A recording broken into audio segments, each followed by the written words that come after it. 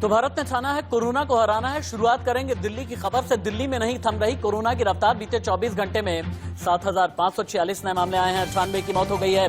कुल मरीजों का आंकड़ा 5,10,000 के पास चला गया है। कोरोना से मरने वालों की तादाद 8,000 के पास चली गई है। दिल्ली के हालात बहुत ज्यादा खराब होते जा रहे हैं। लेकिन इस बीच दिल्ली के स्वास्थ्य मंत्री सत्येंद्र जैन का कहना है कि कोरोना के केस में पहले से कमी आई है, साथ ही प्राइवेट अस्पतालों में भी वार्ड बढ़ा रहे हैं हम लोग। सारे केसेस भी धीरे धीरे नंबर ऑफ केसेस भी कम हो रहे हैं। और जो सबसे बड़ा इंडिकेटर है कि पॉजिटिविटी, जो कि 7 तारीख को 15% से भी ऊपर थी, वो घट के 11% से नीचे आ गई है। और ये बिल्कुल क्लियर इंडिकेटर है कि धीरे धीरे कम हो रहा है। और इसके लिए मैं दिल्ली की जनता को, हमारे सभी स्वास्थ्य कर्मियों को, सेंट्रल गवर्नमेंट को, सभी को धन्यवाद देता हूं कि सब लोग इसमें बड़ी मेहनत कर रहे हैं, हिम्मत से काम। कल दिल्ली के अंदर हमने 90 प्राइवेट हॉस्पिटल्स, जिसमें 50% बेड रिजर्व किए गए थे कोविड के लिए, उनको बढ़ाकर 60% रिजर्व कर दिए। तो 2644 एक्स्ट्रा कोविड बेड्स ऐड होंगे प्राइवेट सेक्टर के अंदर। साथ में ही 42 प्राइवेट हॉस्पिटल्स में आईसीयू का 80% बेड्स को रिजर्व किया गया है। पहले बड़े अस्पतालों में 33 में पहले कर दिया गया था, 42 दूसरे और अस्पतालों में किया गया है। इससे 260 आईसीयू बेड एक्स्ट्रा अवेलेबल होंगे। अभी की एक और बड़ी खबर बता दें। दिल्ली में मास्क नहीं पहनने पर 2,000 नहीं बल्कि 500 का ही कट रहा है चालान। पुलिस ने नोटिफिकेशन न मिलने को वजह बताई है। मास्क नहीं पहनने वालों पर 2,000 का जुर्माना लगा है। लेकिन अभी चूंकि दिल्ली पुलिस को कोई नोटिफिकेशन नहीं मिली है, दिल्ली ट्रैफिक पुलिस को कोई नोटिफिकेशन नहीं मिली है, लेकिन 2,000 रुपए के जुर्माने पर लोगों का क्या कहना है, सुनिए। विदाउट मास्क बैठे हुए थे, इसलिए उनको जो है कंडक्टर ने अपनी जिम्मेदारी की है सर। उसने बोल रखा था सारी बस में। हाँ, तो ये इन्होंने मास्क नहीं पहना हुआ था, इसका चालान है। जी, मास्क नहीं पहना था।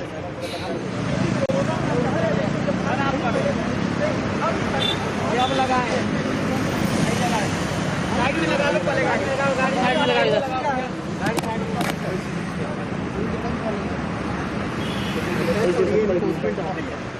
सर आप अपनी जेब में डाल रहे हैं मसाला लगा था। इस बीच अभी की एक और बड़ी खबर। दिल्ली फरीदाबाद बॉर्डर पर भी होगा कोरोना टेस्ट। दिल्ली से आने वालों का रैपिड टेस्ट किया जाएगा, ठीक वैसे ही जैसे यूपी बॉर्डर पर किया जा रहा था। दिल्ली से नोएडा जाने वालों का भी कोरोना टेस्ट पिछले 2 दिनों से है जारी है। और ठीक इसी तरह से हरियाणा में भी लॉक किया जाएगा एक तरीके से कोरोना को। लेकिन बहुत ही ज्यादा चौंकाने वाली, बहुत ही हैरान करने वाली, डराने वाली खबर है। दिल्ली के अस्पतालों के बाद अब शमशान में भी वेटिंग चल रही है। कोरोना से मरने वालों की चिता जलाने के लिए भी लंबी वेटिंग है। शमशान घाटों पर 3 से 4 घंटे की वेटिंग मिल रही है।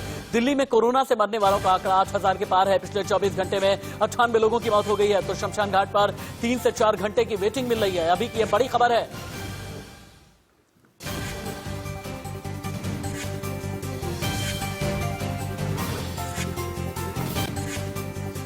चलिए, हमारे साथ में कुछ गेस्ट जुड़ने वाले हैं, लेकिन उससे पहले इन्फोग्राफिक स्टूडियो आपको लेकर के चलते हैं। दिल्ली में कोरोना है, लेकिन एक्शन में किस तरह से केंद्र सरकार है, आप जाने। सीधे लेकर के चलिए मुझे कि ग्राफिक स्टूडियो में, जहां पर आप ये जानेंगे कि गृह मंत्रालय ने 10 स्पेशल टीमें बनाई हैं। 100 निजी अस्पतालों का जायजा लेंगी ये 10 स्पेशल टीमें।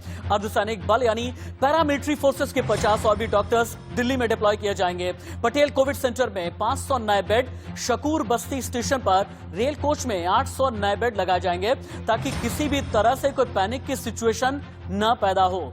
लेकिन कोरोना पर दिल्ली के 7 बड़े फैसले क्या हैं, ये भी जान लें आप।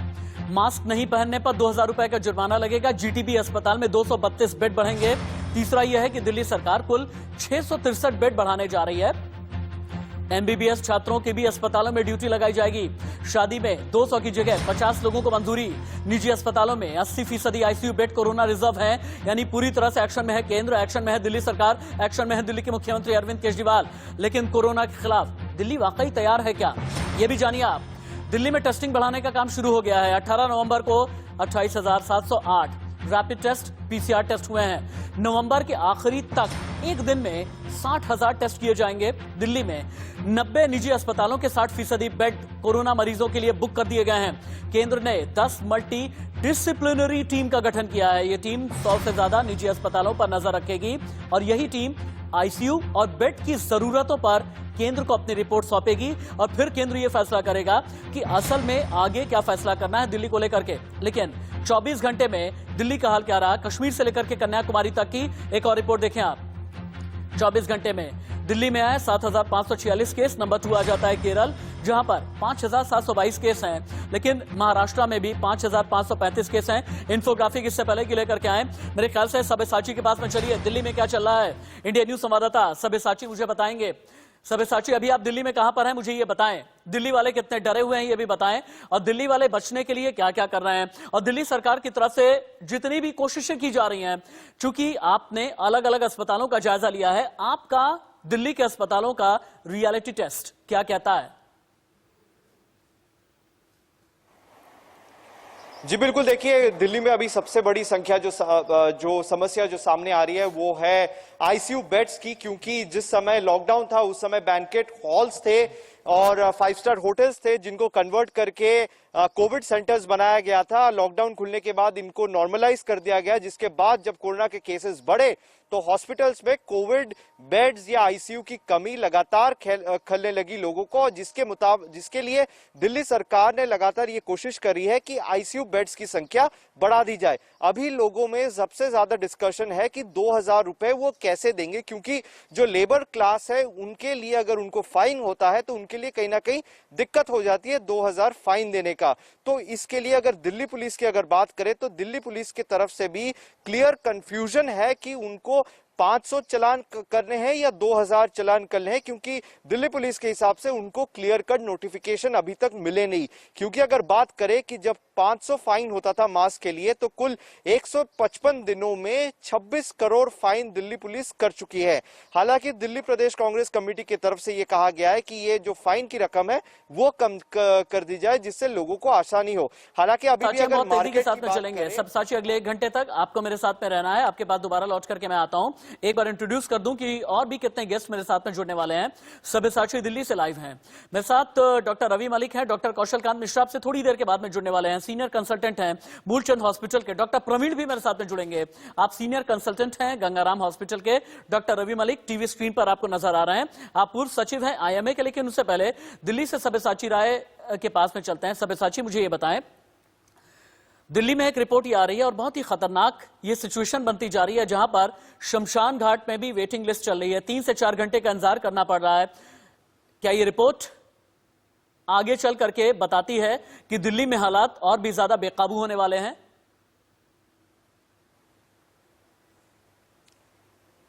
जी बिल्कुल, देखिए जो शमशान घाट है, जो कोविड शमशान घाट है यानी पंजाबी बाग, वहां पे काफी लंबी लाइन है, क्योंकि जिस हिसाब से लोग अपनी जान गंवा रहे थे कोविड को लेके और पिछले कई दिनों से आंकड़ा 100 के पार जा रहा था, तो इसी के चलते काफी वेटिंग लिस्ट है। और हालांकि ये खबर मिल रही है कि दिल्ली सरकार जल्द ही दूसरे शमशान घाट पे भी कोविड से मरने वालों की जो बॉडीज है वो जलाने की कोशिश करने वाले हैं। जैसे निगम कोरोना पर जो सियासत जारी है, इससे पहले कि गेस्ट के पास में चलूं, दिल्ली में कोरोना के कहर पर कांग्रेस प्रदेश अध्यक्ष अनिल चौधरी से बात की है इंडिया न्यूज संवाददाता अजीत श्रीवास्तव ने। और अजीत ने उनसे यह जानने की कोशिश की है, दिल्ली के मुख्यमंत्री अरविंद केजरीवाल को सवालों के कटघरे में खड़ा किया जा रहा है।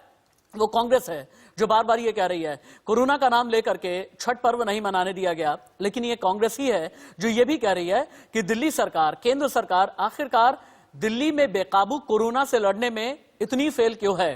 तो एक बार आप सुने कांग्रेस के नेता अनिल चौधरी, जो दिल्ली कांग्रेस के अध्यक्ष भी हैं। जरूरत पड़ गई कि अचानक 500 से 2,000 करनी पड़ गई। देखिए, मैं समझता हूं जो दिल्ली की आज कोविड की स्थिति है बहुत गंभीर है, चिंताजनक है। कहीं ना कहीं इस आपदा में अवसर ढूंढने का काम अरविंद कर रहे हैं। मैं पूछना चाहता हूं, क्या अरविंद के सरकारी खजाने में अपने प्रचार प्रसार के लिए क्या कमी पड़ गई है कि 2,000 रुपए का इस तरह का चालान आपने लोगों पे थोप दिया है, जहां लोगों को गांधीगिरी में समझाने की आवश्यकता है। सही बात है, कुछ लोग जाने अनजाने में उल्लंघन करते हैं, पर इसका मतलब ये नहीं कि आप उनके अंदर डर पैदा करें। आज लोगों की आर्थिक स्थिति बहुत गंभीर है, लोगों के काम धंधे नहीं, रोजगार नहीं है, लोग परेशान हैं। रोड साइड आप जाके देखिए लोग किस तरह की स्थिति में सो रहे हैं, जी रहे हैं। तो मेरा ये कहना था कि 2,000 रुपए बढ़ाने की बजाय आप 500 से इसको 1,000 रुपए कीजिए, आप 100 रुपए कीजिए, लेकिन 2,000 मैं कहना चाहता हूं आप 500 की बजाय 100 रुपए यदि आप करते और यदि कोई कानून का उल्लंघन करते दिखता है तो आप उसको प्लीज एक मास्क दीजिए, उस मास्क की कीमत 2 रुपए 3 रुपए हो सकती है। लोगों को अवेयर कराइए, ना कि 2000 रुपए जैसी एक बड़ी राशि, बड़ा अमाउंट जो शायद लोग पूरे महीने नहीं कमा पाते हैं, वो जनता के ऊपर थोपें। तो जिस हिसाब से ये रेट इम्पोज किया, क्या ऑल पार्टी मीटिंग में ये बातें रखी गई थी? जो all party meeting Arvind Kejriwal ने बुलाई थी, सचिवालय में आप लोग भी गए हुए थे, क्या उसमें बातें रखी थी? कोविड का जो हाल हो रहा है उसको देखते हुए सख्त नियम कानून या फिर रकम जो है चालान की वो बढ़ाने की बात की जाएगी? नहीं, अफसोस इसी बात का है कि कल ऑल पार्टी मीटिंग में कहीं पे भी इस तरह की बात नहीं आई, ना उनकी तरफ से कोई इस तरह का प्रस्ताव रखा गया। हाँ, समाचार पत्रों में जो खबरें चल रही थी बाजार को लेकर के थी और छठ को लेकर के थी, उसमें हमने जरूर उनसे सवाल जवाब किया, लेकिन फाइन की बढ़ोतरी को लेकर के ना अरविंद ने कोई इंडिकेशन दिया, ना जरा सा हिंट दिया कि हम इस पे कुछ करना चाहते हैं, आप राय दें। इंडिया न्यूज पर दिल्ली प्रदेश कांग्रेस अध्यक्ष अनिल चौधरी को सुन रहे थे आप। लेकिन ठंड में कोरोना किस तरह से बेलगाम होने जा रहा है, हम आपको 10 राज्यों में मरीज किस तरह से नवंबर में बढ़े हैं और नवंबर किस तरह से कोरोना के लिए किलर साबित हुआ है, अब आपको ये दिखा देते हैं। मुझे तुरंत ही मेरा कैमरा चेंज किया जाए और इन्फोग्राफिक यहां पर गिराया जाए। नवंबर का ये आंकड़ा है। दिल्ली का अगर आप आंकड़ा देखते हैं ना तो 1,10,000 का आंकड़ा है। केरल में 99,789 का है। अगर इन्फोग्राफिक ठीक नहीं चल रहा है तो अगला इन्फोग्राफिक भी आप गिरा सकते हैं। जो भी इन्फोग्राफिक ठीक चल रहा है वो आप गिराएं। वैक्सीन को लेकर के जो अलग अलग दावे किए जा रहे हैं वो दावे क्या हैं, ये आपकी टीवी स्क्रीन पर अभी चल रहा है। वैक्सीन को लेकर के फाइजर का दावा क्या है, बायोएनटेक का दावा क्या है, ये हम आपको बाद में दिखाएंगे। डॉक्टर रवि मलिक के पास मुझे लेकर के चलें।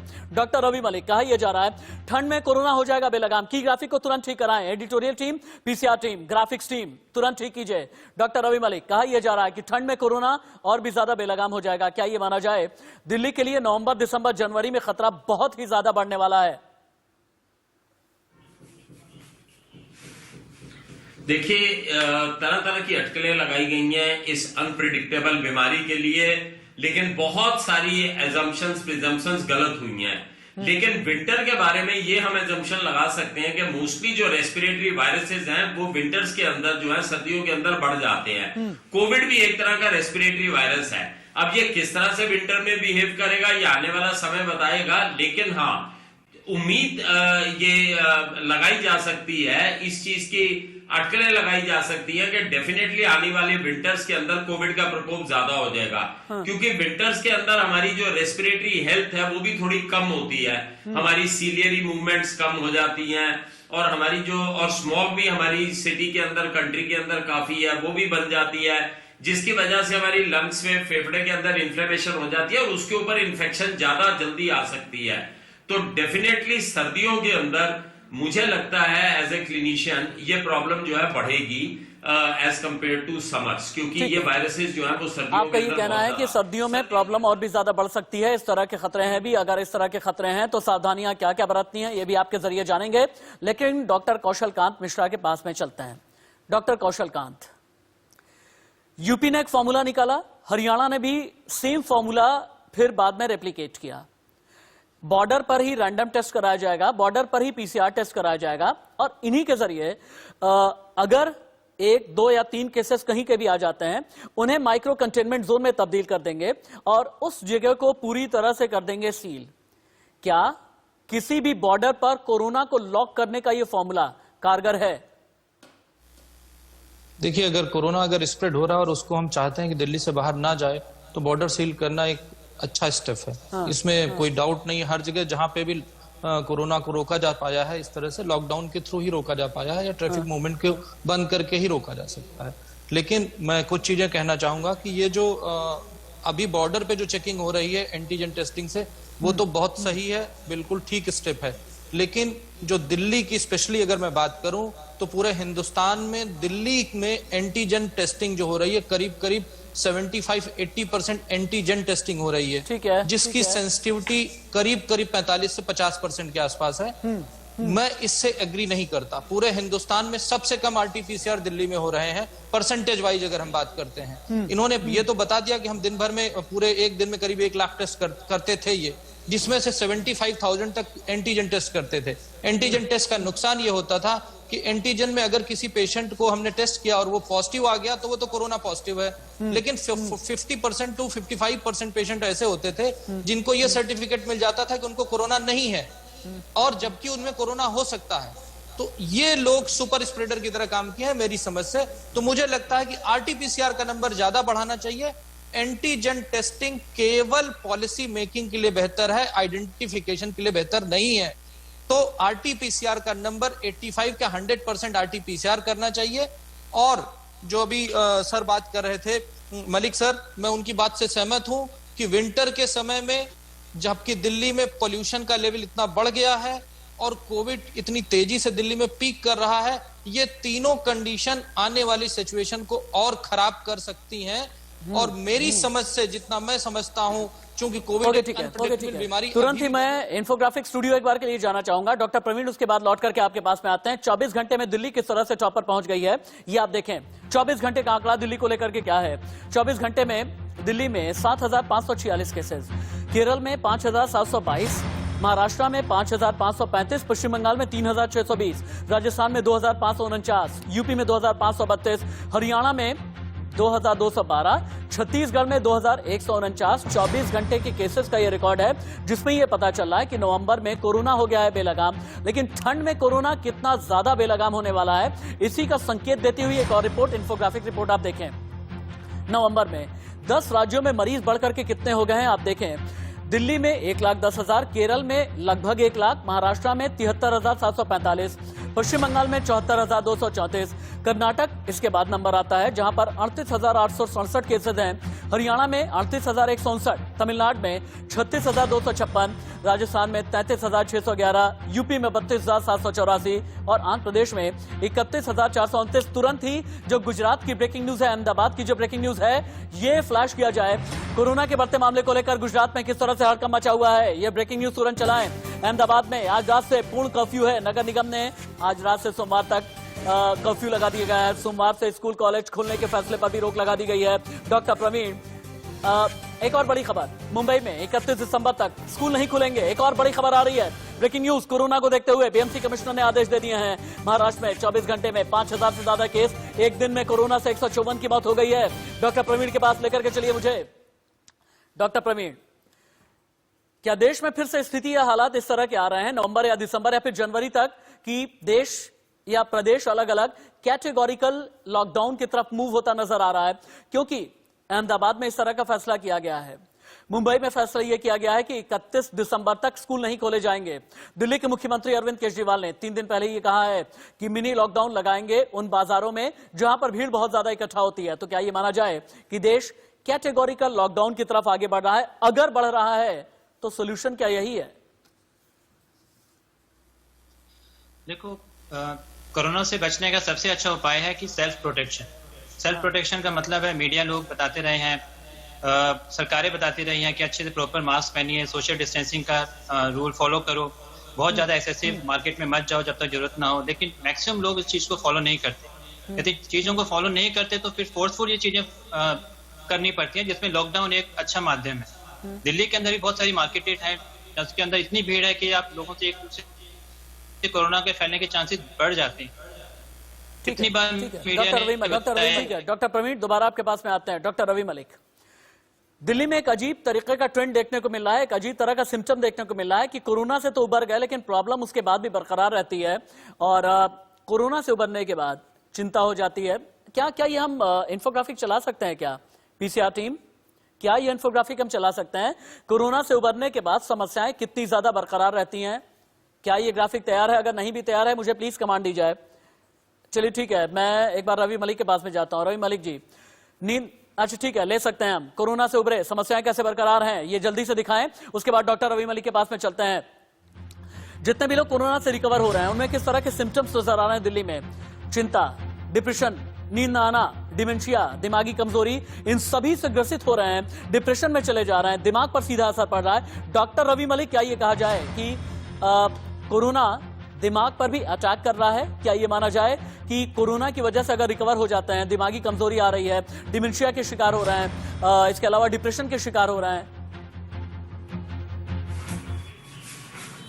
देखिए, कोरोना के डेफिनेटली कोरोना से रिकवर होने के बाद में 2-3 तरह के सीक्वली देखे गए हैं। पहली चीज तो यह है कि फेफड़े के जो फंक्शंस हैं वो बड़े कमजोर हो जाते हैं और खासकर बुजुर्ग लोगों में, एस्थमेटिक्स में ये देखा गया है कि ऑक्सीजन की रिक्वायरमेंट बुजुर्गों के अंदर कई बार 1-1, 1.5 महीना कोरोना के रिकवर होने के बाद में भी ऑक्सीजन की रिक्वायरमेंट जो है वो चलती रहती है। दूसरी चीज है डेफिनेटली पूरी साइकोलॉजी और इमोशनल मेकअप जो है बॉडी का वो हिल जाता है और लोग जो है डिप्रेशन में भी आ जाते हैं, ऑब्सेसिव भी हो जाते हैं, घबरा बहुत जाते हैं, डिमेंशिया वगैरह के भी कुछ केसेस रिपोर्टेड है। कार्डियोवैस्कुलर सिम्टम्स भी जो है कई लोगों में देखा गया है कि मिस बीट शुरू हो जाती हैं और तमाम तरह की रिदम डिस्टर्बेंसेस हार्ट के ऊपर इफेक्ट आ जाता है, रेस्पिरेटरी फंक्शंस के ऊपर तो इफेक्ट आता ही है, मानसिक रूप से भी व्यक्ति अपने आप को काफी कमजोर महसूस करने लग जाता है, भूलना शुरू हो सकता है, घबराहट शुरू हो सकती है, एंजाइटी के सिम्टम्स आ सकते हैं, इंसोम्निया यानी कि नींद में प्रॉब्लम आ सकती है, स्लीपिंग शेड्यूल जो है वो डिस्टर्ब हो सकता है, ये सब चीजें होती हैं। लेकिन हम दिल्ली वालों आपके माध्यम से ये बताना हाँ, चाहूंगा, अपनी बात पूरी कर लें, अपनी बात पूरी कर लें। दो तीन चीजें मैं बताना चाहूंगा क्योंकि मैं कोविड का अस्पताल भी चलाता हूं जिसमें कि 40 बेड डिवोटेड कोविड के लिए हैं। दो तीन चीजें बताना चाहूंगा कि कोविड से जिससे मौत को हम प्रिवेंट कर सकते हैं, 80% मौतें जो है वो प्रिवेंटेबल होती हैं अगर हम बहुत ध्यान से चलें। सबसे पहली चीज तो यह है किसी भी वल्नरेबल व्यक्ति को अगर कोरोना हो रहा है जो 65 साल से ऊपर है, शुगर की बीमारी है या और बीमारियां, वो तुरंत हेल्थ केयर प्रोफेशनल के सुपरविजन में आ जाए और वो जैसे कहे टाइमली टेस्ट कराते रहे और टाइमली मेडिसिन देते रहे, अपनी ऑक्सीजन को जरूर चेक करते रहे और जहां पर एडवाइस दी जाए कि एडमिट हो जाए वहां पर उसमें कोताही बिल्कुल ना बरते और इमीडिएटली एडमिट होकर इलाज करें। कोरोना का इलाज हमारे पास है। मुझे एक बहुत छोटा सा कमर्शियल ब्रेक लेना है। मैं सब्यसाची के पास में भी जाऊंगा, सब्यसाची आपके पास में हम आएंगे। चूंकि कहा यह जा रहा है कि दिल्ली में जब तक प्रिवेंटिव नहीं रहेंगे तब तक दिल्ली बचने वाली नहीं है। दिल्ली में हालात इसलिए खराब हो रहे हैं क्योंकि लोग बहुत ज्यादा भीड़ लगा लेते हैं। सब्यसाची मैं चाहूंगा कि जब ब्रेक के बाद आपके पास लौट करके आऊं तो आप पूरा कैमरा पैन करके घुमा करके हमें 360 डिग्री में ये दिखाएं जहां पर भी आप हैं दिल्ली वाले, क्या वाकई में उन्होंने भीड़ लगाना छोड़ा या फिर नहीं। तो भारत ने ठाना है कोरोना को हराना है, लेकिन इसी खबर के बीच हिमाचल के लाहौल स्पीति में पूरा एक गांव कोरोना पॉजिटिव हो गया है। थौरांग गांव में एक युवक को छोड़कर सभी पॉजिटिव हो गए हैं। 42 लोगों के टेस्ट में 41 कोरोना पॉजिटिव पाए गए। कुछ दिन पहले धार्मिक कार्यक्रम में जमा हुए थे गांव वाले। हिमाचल में अब तक कोरोना से 480 लोगों की मौत हुई है। तो हिमाचल का एक गाँव है जिसका नाम है थौरांग, जहां पर एक शख्स को छोड़कर पूरा का पूरा गाँव कोरोना पॉजिटिव हो गया है। लेकिन कोरोना काल के बीच अच्छी खबर भी है। आज से कोवैक्सीन के थर्ड फेज का ट्रायल शुरू हो गया है। हरियाणा के मंत्री अनिल विज पर कोवैक्सीन का ट्रायल हुआ है। टीका लगवाने वाले पहले वॉलंटियर बने हैं अनिल विज, जिनकी तस्वीरें अभी आपको नजर आ रही हैं। हरियाणा के गृह मंत्री अनिल विज, कोवैक्सीन का ट्रायल शुरू हो गया है और वॉलंटियर के तौर पर टीका लगवाया है अनिल विज ने, जो तस्वीरें आपको नजर आ रही हैं। लेकिन 1 घंटे में मिलेगा कोरोना टेस्ट का नतीजा, क्योंकि स्वदेशी फेलूदा टेस्टिंग किट लॉन्च हो गई है। अपोलो ग्रुप ऑफ हॉस्पिटल के साथ टाटा ग्रुप ने लॉन्च की है ये kit. Feluda testing kit RT-PCR kit से सस्ती होने जा रही है। लेकिन अब वैक्सीन की चूंकि बात है और वैक्सीन में क्या क्या दावे किए जा रहे हैं, ठीक है, वैक्सीन को लेकर के जो भी हमारे पास में इंफोग्राफिक है अंकित, उसे चलाएं। अभी क्या इंफोग्राफिक आपके पास में, तुरंत ही उसे रेडी करें। मैं एक बार डॉक्टर कौशल कांत के पास, तब तक डॉक्टर कौशल कांत के पास में चलता हूं। डॉक्टर कौशल कांत, वैक्सीन को लेकर के पूरी दुनिया में जितने दावे किए जा रहे हैं कितने एक्यूरेट है, और भारत में 3 अलग अलग वैक्सीन के जो ट्रायल चल रहे हैं, इसे लेकर के मैं और पूरा हिंदुस्तान कितना ज्यादा ऑप्टिमिस्टिक यानी आशावादी रहे? देखिए, वैक्सीन के जो ट्रायल है, यूएस में 2 ट्रायल चल रहे हैं, फाइजर का ट्रायल चल रहा है और मोडर्ना का ट्रायल चल रहा है। दोनों के ट्रायल के रिजल्ट लगभग 95% के आसपास हैं। और एक अच्छी खबर यह है कि हमारे भारत सरकार ने दुनिया में सबसे ज्यादा नंबर ऑफ वायल्स बुक कराई हैं। करीब 1.5 अरब वायल बुक करा ली है। ये आज की खबर है। जो यूएस में मैन्युफैक्चर हो रहे हैं उनके साथ बुकिंग हो गई है। ये तो अच्छी खबर है। लेकिन मैं आपके माध्यम से भारत सरकार से एक अपील करना चाहूंगा कि ऑलरेडी स्टेज 3 ट्रायल अभी चल रहा है, स्टार्ट हुआ है और उसका रिजल्ट आने में करीब जैसा कल हेल्थ मिनिस्टर ने भी कहा था, करीब मार्च तक का समय जाएगा। तो जबकि स्टेज 1, स्टेज 2 और 0 ट्रायल में जो वैक्सीन क्वालिफाई कर गई, जो सेफ्टी प्रोफाइल को क्वालिफाई कर चुकी हैं, मुझे लगता है कि जो फ्रंट लाइन वर्कर हैं, जो हेल्थ केयर वर्कर हैं, जो सेफ्टी सिक्योरिटी, जो कोरोना वॉरियर्स हैं, इंक्लूडिंग सिक्योरिटी फोर्सेस, उन सभी को जो भी विलिंग है उनको स्टेज 3 ट्रायल के पहले ही, अगर वो विलिंग है तो उनको वैक्सीन लगा दिया जाए, जिससे कि चूंकि 95% हमारी सरकार ने कहा था कि अगर 50% भी सक्सेस रेट है तो भी हम लगा मार्केट में लाएंगे। तो अगर जब 90% से ज्यादा सक्सेस रेट हो चुकी है तो मुझे लगता है कि हमें 3 महीने का वेट नहीं करना चाहिए और हमें वैक्सीन की फर्स्ट डोज लगा देनी चाहिए वॉलंटरी बेसिस पे। जो भी हेल्थ केयर वर्कर या आपका ये कहना है कि 3 महीने का इंतजार नहीं करना चाहिए बल्कि वॉलंटरी बेसिस पर फर्स्ट डोज लगा देनी चाहिए, ये इनिशिएटिव अब ले लिया जाना चाहिए। लेकिन सब्यसाची के पास जाते हुए, सब्यसाची आप ग्राउंड जीरो पर हैं, दिल्ली की रिपोर्ट आप दे रहे हैं, क्या दिल्ली वालों ने भीड़ लगाना कम किया? मार्केट में हमने फेस्टिव सीजन में देखा, दिवाली के वक्त देखा, करवा चौथ में देखा, भाई दूज के वक्त में देखा, छठ के दौरान भी हमने देखा, दिल्ली वाले भीड़ लगाते हैं, दिल्ली वाले सामाजिक दूरी का पालन नहीं कर रहे हैं, दिल्ली में मास्क नहीं लगाया जा रहा। लेकिन आज के हालात क्या हैं? ग्राउंड जीरो की रिपोर्ट क्या है? जी बिल्कुल, देखिए दिल्ली की हालत सेम बनी हुई है। स्पेशली जो आप जितने सारे कंजेस्टेड एरियाज है जैसे लक्ष्मी नगर हो गया या कोई भी सब्जी मंडी हो गई, तो वहां पे आपको लोग एकदम सोशल डिस्टेंसिंग का पालन करते हुए या मास्क पहने हुए एकदम नहीं दिखेंगे। तो ये है दिल्ली की सच्चाई की बात। और यहाँ हम कहना चाहेंगे कि लोगों को जागरूक होना पड़ेगा, क्योंकि जितना भी प्रशासन कोशिश कर ले, अगर ग्राउंड पे लोग अगर क्योंकि आप अगर जो कनॉट प्लेस की तरफ अगर जाते हैं तब भी आप लोगों को सड़कों पे देखेंगे कि मास्क नहीं पहन के जा रहे हैं। अगर मास्क पहने हुए हैं तो नाक के नीचे है, सोशल डिस्टेंसिंग नहीं है। तो कहीं ना कहीं लोगों को इस बात का सतर्क होना पड़ेगा, क्योंकि जिस रेट से वायरस स्प्रेड हो रहा है, इसके चलते हुए लोगों को अभी जागरूक होना पड़ेगा। अब वैक्सीन को लेकर के कुछ जानकारी देनी बहुत जरूरी है। पहली वैक्सीन से 90% बचाव का जो दावा किया जा रहा है, इस दावे में कितनी सच्चाई है? हकीकत से कितनी दूर या कितनी करीब है यह दावा? वैक्सीन को फाइजर और बायोएनटेक ने बनाया है। अमेरिका समेत 6 देशों के 43,000 लोगों पर टेस्ट हुआ है।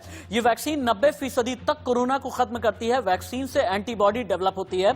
7 दिनों में वैक्सीन के परिणाम सामने आए हैं। 2021 के अंत तक लगभग 1.5 अरब डोज तैयार होंगे और वैक्सीन को 0 से 80 डिग्री नीचे यानी -80 डिग्री तापमान पर रखना होगा। तो ये सिचुएशन कैसे बनेगी, डॉक्टर रवि मलिक हमें बताएंगे। Doctor Ravi Malik, -80 degree temperature पर स्टोरेज क्या भारत के लिए बहुत बड़ी चुनौती नहीं होगी?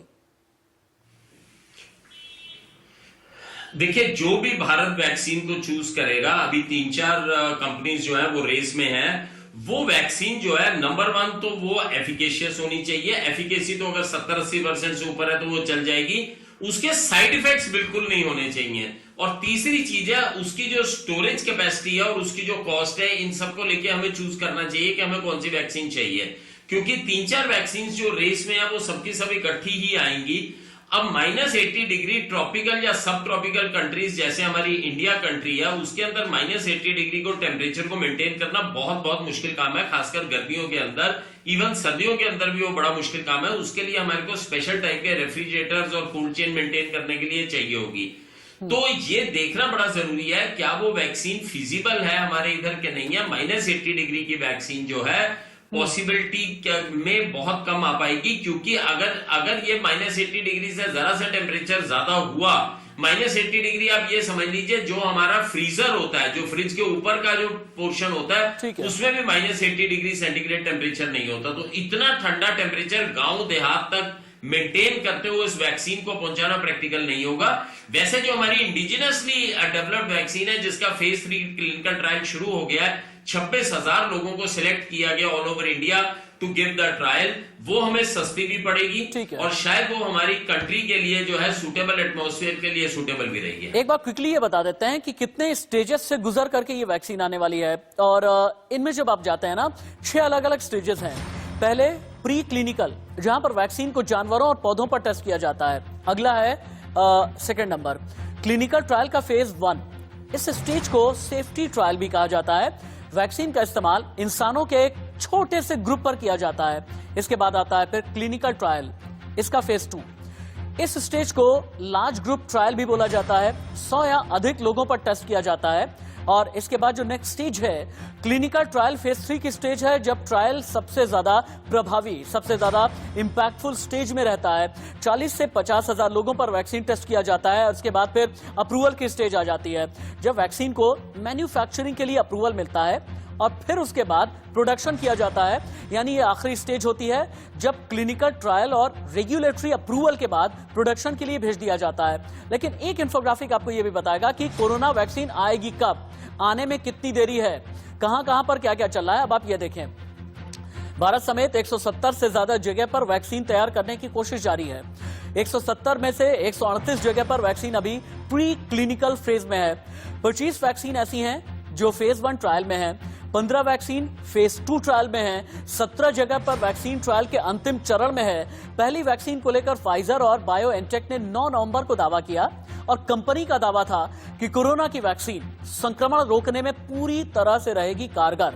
इस वैक्सीन का 6 देशों के 43,500 लोगों पर ट्रायल किया भी जा चुका है। डॉक्टर कौशल कांत बीच में आना चाहते हैं। डॉक्टर कौशल कांत, मुझे ये बताइए कि क्या वाकई में जो वैक्सीन के अलग अलग स्टेजेस हैं, इन्हें देखते हुए आपको लगता है कि दिसंबर में या जनवरी तक वैक्सीन हिंदुस्तान में आ जाएगी? अगर गवर्नमेंट चाहेगी तो आ जाएगी। जैसा मैं कह रहा हूं कि स्टेज 3 क्लिनिकल ट्रायल को अगर वॉलंटरी ओपन कर दिया जाए तो एक तो ट्रायल में नंबर पार्टिसिपेंट बढ़ जाएंगे, प्लस चूंकि वो सेफ्टी क्राइटेरिया को क्रॉस कर चुकी है तो वो आ सकती है। दूसरी चीज बताना चाहूंगा, आप जो -70 डिग्री टेम्परेचर की बात करें तो वो केवल एक वैक्सीन के बारे में, जो फाइजर बना रही है, जो मॉडर्ना बना रही है, वो उसको हम -7 डिग्री टेम्परेचर पे भी रख सकते हैं। और उसके साथ कुछ और कंपनियां हैं, एस्ट्राजेनिका की जो वैक्सीन, उसके बारे में कहा जा रहा है कि उसको हम फ्रिज में 1 दिन तक नॉर्मल टेम्परेचर पे रख सकते हैं। तो ये अलग अलग वैक्सीन के अलग अलग कैरेक्टर हैं। मुझे लगता है कि जो अभी ट्रायल स्टेज 3 ट्रायल शुरू हुआ हरियाणा में, जिसको इंजेक्ट किया गया है, वो हमारे देश की वैक्सीन की। ये तो बात हो गई प्रिवेंटिव मेजर्स की। डॉक्टर कौशल कांत, आपको रुकना पड़ रहा है क्योंकि डॉक्टर प्रवीण के पास भी जाना बहुत जरूरी है। डॉक्टर प्रवीण, अंत में एक कंक्लूसिव रिमार्क के तौर पर मैं आपसे ये चाहूंगा कि आप ये बताएं, वैक्सीन की बात हमने की, प्रिवेंटिव मेजर की हमने बात की, लेकिन हिंदुस्तान को कोरोना से छुटकारा कब मिलेगा? देखो, कंक्लूसिव रिमार्क, यदि आपने बड़ा मुश्किल क्वेश्चन पूछा है। इंडिया के अंदर मेरे ख्याल से कोरोना हमेशा ही रहेगा, इट विल नेवर गो। क्योंकि कुछ वायरस ऐसे होते हैं, यदि हम देखें इन्फ्लुएंजा वायरस होता है, हमारे पास रेस्पिरेटरी अदर वायरसेस होते हैं, दे रिमेन, वो छोटे छोटे लेवल पे हमेशा अगले 10 साल 15 साल भी रहेंगे। जब तक हम बात करें वैक्सीन का, हमारे देश में 100 करोड़ से ज्यादा लोग हैं और ऐसा नहीं है कि सिंगल डोज वैक्सीन होगा इसका। तो ये हमें पूरे वैक्सीनेशन करने में 10 साल लग जाएंगे। तो इतना इजी नहीं है कि वैक्सीन आ गया तो सब लोग ठीक हो जाएंगे, वैक्सीन आ गया तो किसी को कोई प्रॉब्लम नहीं होगा। अब वैक्सीन किसको देना है? वनरेबल ग्रुप को देना है, छोटे बच्चों को देना है, बड़े लोगों को देना है, ये भी एक बड़ी बात। तो सबसे पहले वैक्सीन आ गया, this is good news. But ये इफेक्टिव है नहीं है, ये हमारी कंट्री में कितना काम करेगी नहीं करेगी, इसका भी हमारे पास कोई वैलिडेशन नहीं है। तो ये सब चीजों के लिए हमें काफी टाइम के लिए वेट करना पड़ेगा। ठीक है, सबसे बेस्ट है कि हम डॉक्टर कौशल कांत, डॉक्टर रवि मलिक और सब्यसाची, बहुत बहुत धन्यवाद आपका मेरे साथ प्रोग्राम में रहने के लिए। अंत में इतना ही कहना चाहूंगा, बार बार मैं पिछले लगभग 9 महीने से ये बात कह रहा हूं कि अपने आप को तो बचाएं, अपनों को भी बचाएं, सामाजिक दूरी का पालन करें, भीड़ नहीं इकट्ठा करें ताकि संक्रमण फैलने ना पाए। अंत में जाते जाते एक जानकारी के साथ, अपनी ही एक रिपोर्ट के साथ छोड़ करके जाऊंगा ताकि आप ये जानें कि आपका शरीर वायरस से लड़ता कैसे है, कैसे तैयारी करता है, वैक्सीन कैसे काम करती है। मेरी एक रिपोर्ट जाते जाते आपको छोड़ जाते हैं। शरीर ये पहचान लेता है, शरीर समझ लेता है कि कोई बाहरी वायरस एक्टिव हो गया है, सक्रिय हो गया है। एक इम्यून सेल सबसे पहले वायरस को निगलता है। इस इम्यून सेल को बोलते हैं एंटीजन प्रेजेंटिंग सेल, यानी एपीसी। ये वायरल प्रोटीन के गुण दिखाता है जिसे कहते हैं एंटीजन।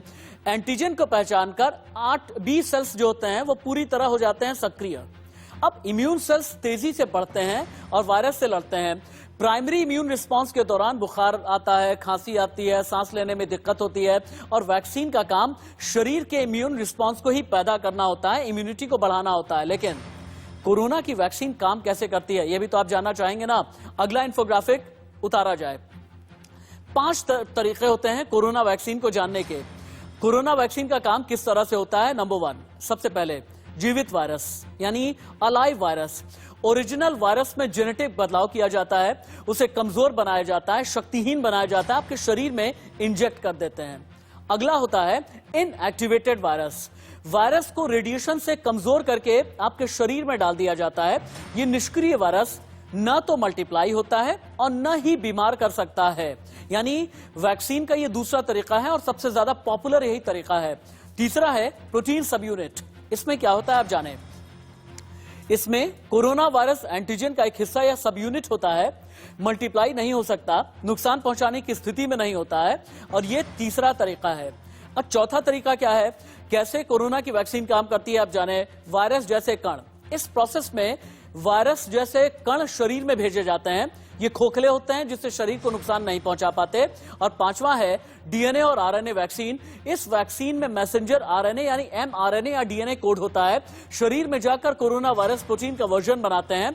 ये कोड शरीर में जाते ही एंटीजन बनाने के जेनेटिक निर्देश देता है और इम्यून सिस्टम एंटीबॉडी बनाता है और एंटीजन की पहचान करके वायरस से लड़ता है।